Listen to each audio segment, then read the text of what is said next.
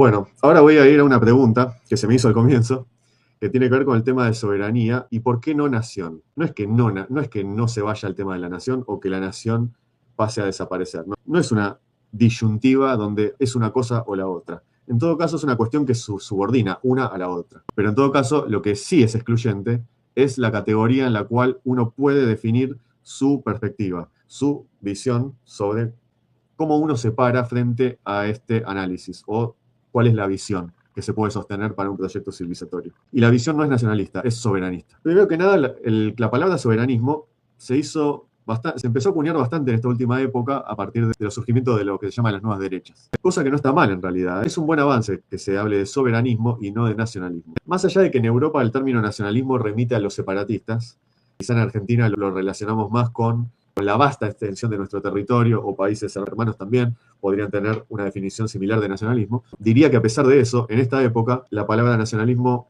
carece de importancia por algo que expliqué al principio. La nación, hasta 1945, que era la época donde las naciones se pensaban como auténticos imperios, si se quiere, como el caso de, no sé, el Tercer Reich, para irme al caso más extremo, Japón imperial, Italia, el eje, Estados Unidos, la Unión Soviética, Francia. Se pensaban las naciones como el último horizonte de soberanía. ¿Y a qué me refiero con soberanía? Capacidad de tomar decisiones. Pero no capacidad solamente de tomar decisiones, sino que esa decisión realmente sea la última palabra, porque si no, no es la última, si no es decisión. La decisión es quien tiene la última palabra. Y entonces, quien tiene hoy la última palabra en el contexto de los proyectos globales, en el concepto de los proyectos civilizatorios, no son las naciones en sí. Y eso entonces nos tiene que advertir sobre algo que Carl Schmitt, por ejemplo, decía en su momento, la nación no alcanza, pero no me quieren escuchar a mí. Me dicen, pero eso es un planteo internacionalista, o eso es un planteo de alguien que no pertenece a la Argentina. Bueno, escuchemos a un argentino y que de hecho muchos han reivindicado desde una posición nacionalista, que es, Perón también decía, la nacionalidad es de mi generación, a ustedes les corresponde el continentalismo. Y si bien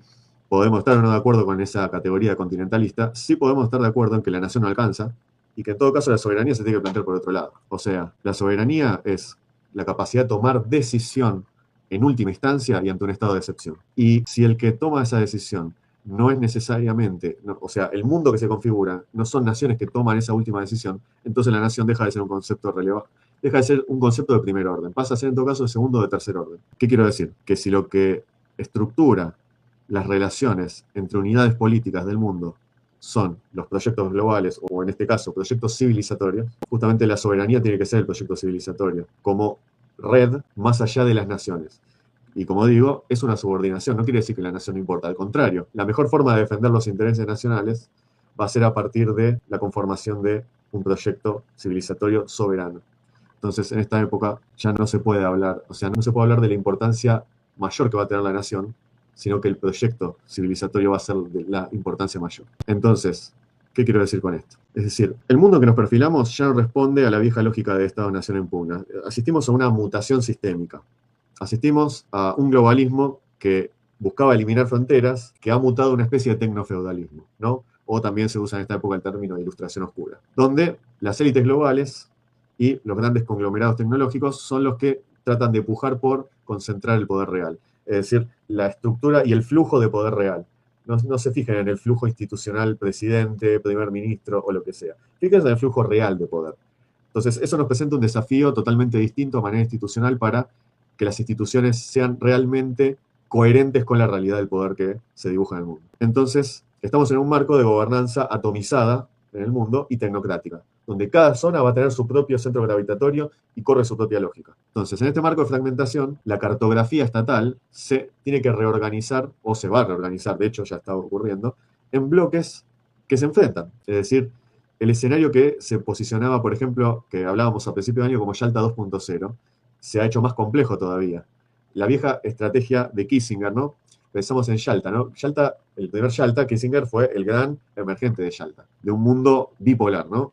Estados Unidos, Unión Soviética. Y después países de segundo y tercer orden, y cuarto orden, etc. Ahora, fíjense, murió Kissinger y tenemos un Yalta 2.0. Hay un cambio de paradigma en la forma de entender el mundo.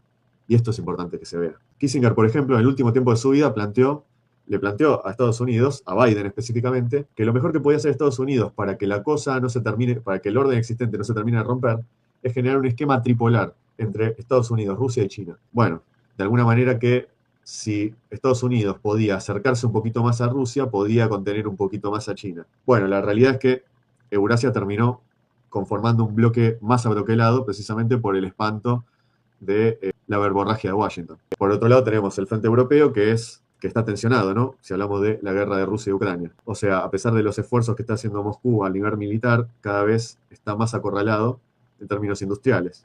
Ucrania ha mostrado una capacidad de resistencia enorme, sosteniendo el conflicto mediante, digamos, operaciones asimétricas y, como mencionamos, los ataques con drones, ¿no? A los que son puntos clave ya adentro del territorio ruso. Ya no estamos hablando de que solamente se defiende. Estamos hablando de ataques permanentes sobre el territorio y la población civil rusa, ¿no? O sea, generando una especie de efecto de desestabilización. Y algo que muestra también que el que está liderando este bloque euroasiático es China, precisamente porque es el principal proveedor de la tecnología de drones que tiene Ucrania para atacar a Rusia. Esto lo mencionó Daniel Stulin y dice: Putin, despertate porque tu mejor amigo es el que le pasa a tu enemigo toda la tecnología por la cual atacar a tu población. Entonces, como habíamos hablado en otros casos, se viene una nueva era que llamamos postpolar o pospolaridad. ¿Qué quiere decir?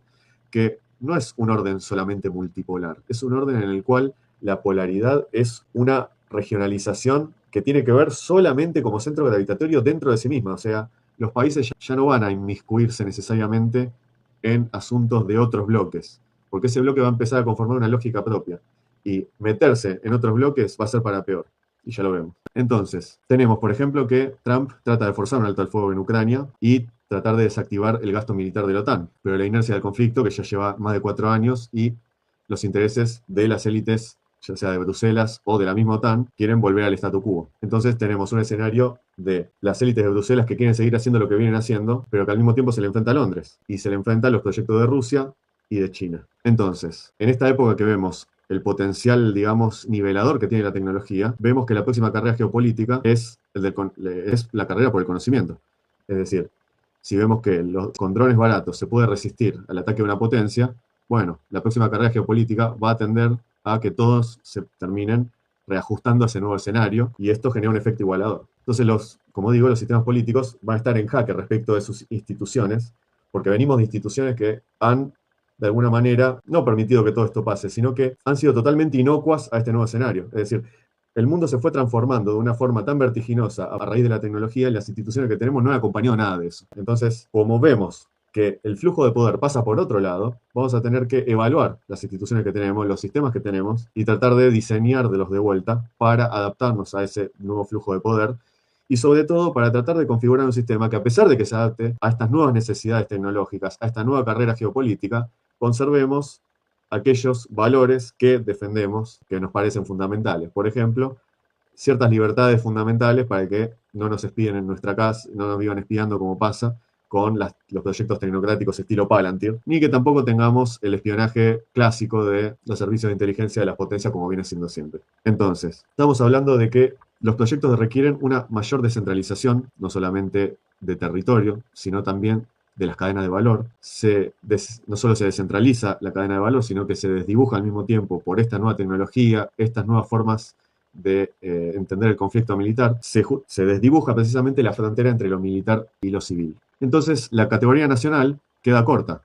Carl Schmitt lo decía, la soberanía no es un mero atributo jurídico del Estado, sino la capacidad fáctica de decidir sobre el estado de excepción. Y si las instituciones que tenemos no nos permiten decidir sobre el estado de excepción, alguien sí está tomando las decisiones, porque no existen vacíos de poder. Entonces, si estamos en un escenario de élites globales que establecen históricamente proyectos que son antagónicos a nuestra visión como argentinos australes y como civilización austral, bueno, quizá tengamos que poner el ojo en nuestra propia identidad para establecer un proyecto propio.